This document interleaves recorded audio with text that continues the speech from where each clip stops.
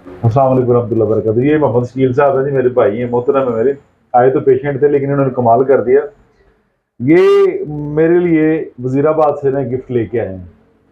ये आप खुद बनाते हैं? जी। ये आपके हाथ का बना हुआ फन पर है? हाँ जी, हमारे हाथ। देखिए मैं लाखों रुपया कमाता हूँ, लाखों रुपया कमाता हूँ। वो पैसे आते हैं, खर्च हो जाते हैं, मेरे बच्चे, मेरे मुलाजमीन मार्केट में वो सर्व हो जाते हैं। लेकिन ये जो आज मुझे दे के जा रहे हैं ना, मैं एक तो इनका बेहद ममनून मशकूर हूँ कि ऐसा है ये मुझे गिफ्ट दे के जा रहे हैं कि जो मैं सदियों नहीं भूलूंगा। जब तक मेरी ज़िंदगी है शकील भाई का गिफ्ट मुझे याद रहेगा। जज़ाकल्लाह। तो आप वीडियो के मतलब जो कह रहे थे कि नहीं, लेकिन यार बात ये है कि मेरे जो अंदर की खुशी है ना वो मुझे पता है या मेरे अल्लाह को पता है। मेरे लिए लोग बहुत गिफ्ट लेके आते हैं, लेकिन जो आपने आज मुझे गिफ्ट दिया है ये मुझे सदियों भूलेगा नहीं। बहुत ज़्यादा मशकूर हूँ आपका।